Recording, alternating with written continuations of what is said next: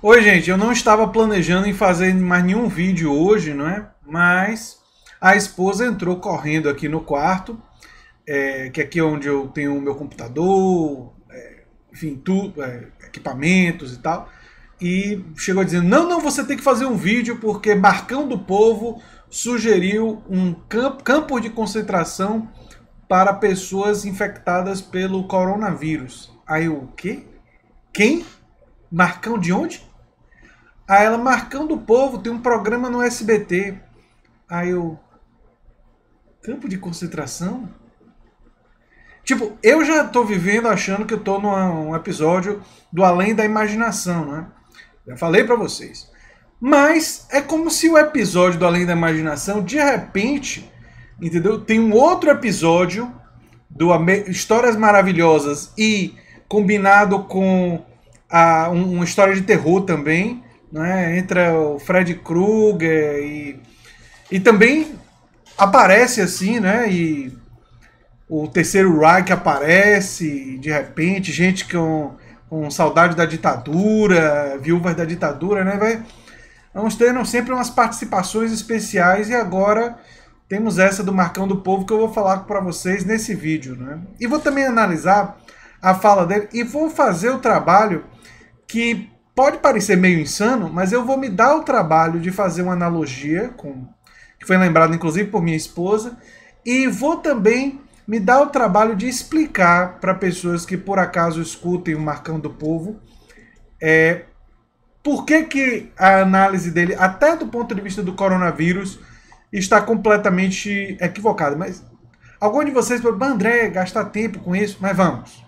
Vamos, porque a utilidade pública, vamos presumir que esse vídeo pode ser visto por qualquer tipo de pessoa, inclusive gente que pega suas informações no Marcão do Povo, né?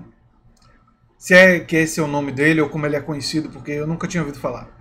Bem, o canal é a Nova Máquina do Tempo, eu sou André Teixeira Jacobini e tem links das nossas redes sociais e nosso Apoia-se no comentário fixado. Bem, ele é apresentador do programa Primeiro Impacto, né? E ele aproveitou seu espaço para sugerir a criação de um campo de concentração para isolar os casos confirmados de pessoas infectadas com o novo coronavírus. Diz ele: não seria interessante pegar, por exemplo, montar um campo de concentração com equipamentos sofisticados, com os melhores profissionais e colocar essas pessoas com problemas e sintomas? E acaba também de ter que espalhar dinheiro para os estados. Esse negócio de vários governadores que nem sequer um caso foi comprovado e o estado decretou calamidade. O estado tem necessidade de decretar calamidade? Não tem. Vamos explicar. Vamos fazer de conta que a gente está falando com um analfabeto, né? Político, uma pessoa que não sabe nada, né? Vamos por partes. Primeiro que as pessoas que estão com sintomas e estão com casos mais graves, todas elas estão sendo internadas. As que não estão sendo internadas já estão trabalhando com isolamento, inclusive para proteger os seus familiares, né? Enfim, então esse é o primeiro ponto importante.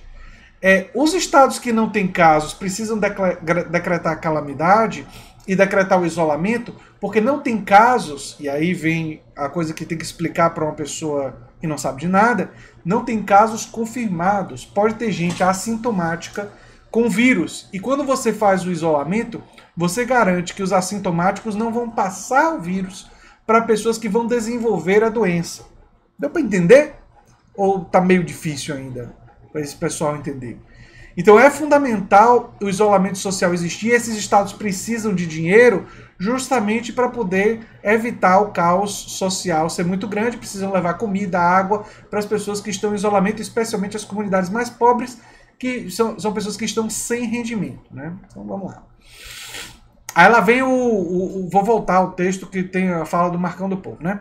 O senhor Jair Bolsonaro, o presidente da República, dá um decreto para o exército nas ruas e aí o governador quer descumprir cana. Monta um campo, um local adequado e trata as pessoas lá. Os comércios... Aí eu tenho que lembrar ele que Bolsonaro ainda não é ditador de fazer um decreto desse e usar o exército para obrigar os governadores a cumprirem uma ação que pode colocar a população brasileira em risco. Talvez ele esteja equivocado, né? Não saiba isso. E ele, quando ele votou em Bolsonaro, por Bolsonaro gostar de ditadores e gostar da ditadura militar, talvez o Marcão tenha achado que ele instituiu um ditador no Brasil. Ele está confuso, mas vamos lá, né?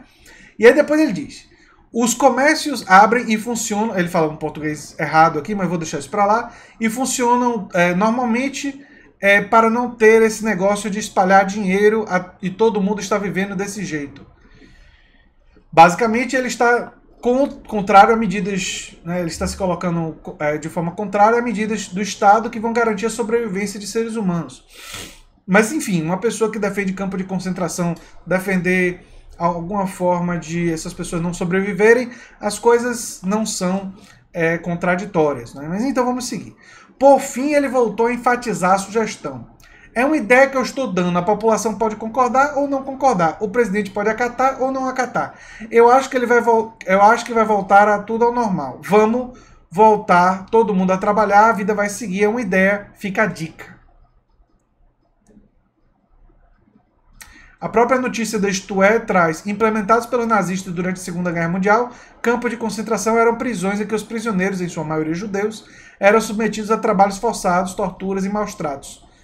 E a maioria foram assassinados. Falando sobre campo de concentração no Brasil, né, a profilaxia da lepra também colocou aqui no Brasil pessoas em espécies de campo de concentração. E foi uma atitude que desrespeitou tanto os direitos humanos dessas pessoas, que ainda existem famílias recebendo do Estado pela violência que o Estado realizou contra elas, não é? Naquela época. Até, se eu não me engano, nos anos 60, minha esposa, inclusive, leu um livro sobre isso há muitos anos atrás e comentou comigo, e é uma coisa que eu também sabia já da minha relação com a área de saúde, né? E, historicamente, quando a gente olha para epidemias, muitas vezes violências foram cometidas contra a população, né? E nem sempre se soube como administrar uma crise desse tipo, né? Bem, aí vem a questão da análise. Seria surpreendente uma pessoa no clima atual falar uma coisa dessa? Não. Nós estamos num cenário político agora que esse tipo de coisa se tornou até corriqueira, não é? Embora eu tenha estranhado no momento inicial, assim que eu vi a notícia eu disse: deve ser um cosplay pobre de Ken, né? Enfim, um Ken em miniatura, né?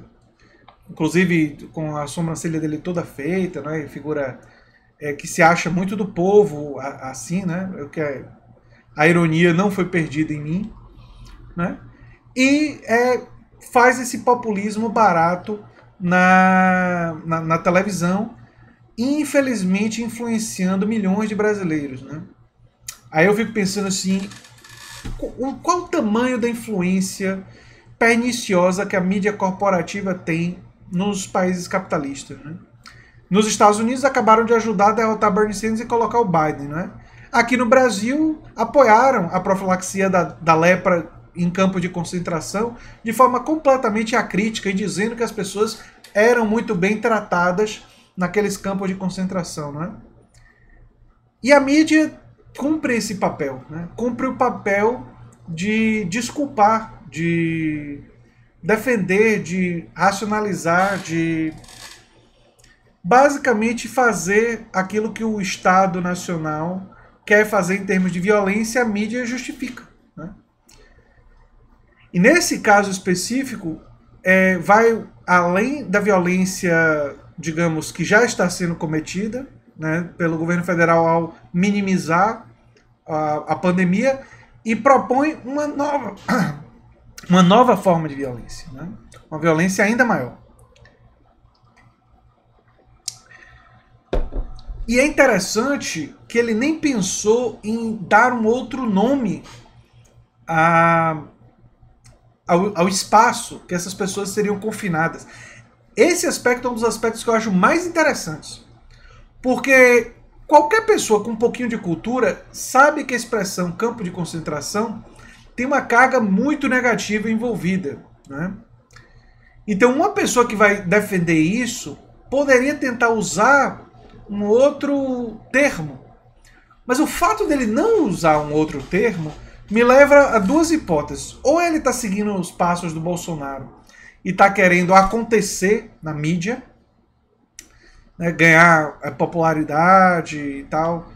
E se for isso e ele repetir isso várias vezes, esse vai ser um dos poucos vídeos que eu vou falar sobre ele, porque eu não vou dar espaço para essa figura, não é? De novo. Então, se for essa a razão, ou pode ser simplesmente que a ideologia e o neofascismo ele é tão grande que essa pessoa realmente não vê problema no uso da expressão. É uma outra hipótese que a gente pode lançar para essa figura, não é? Mas enfim, esse é o Brasil de hoje.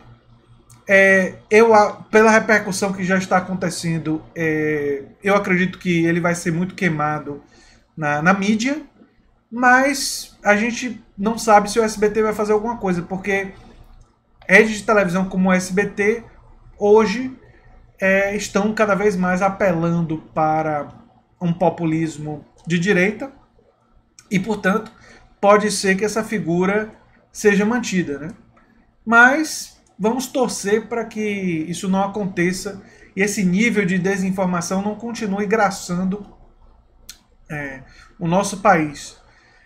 A gente está com essa pandemia do coronavírus, mas parece que nós estamos lidando também com uma epidemia muito grave de notícias falsas, de autoritarismo e de desconsideração pelos direitos humanos e direitos civis, né? Então, vamos torcer para que a gente consiga enfrentar essas duas pandemias, né? Essas duas epidemias muito graves que hoje nós enfrentamos. Era isso, gente. Um abração e até o próximo vídeo. Tchau, tchau.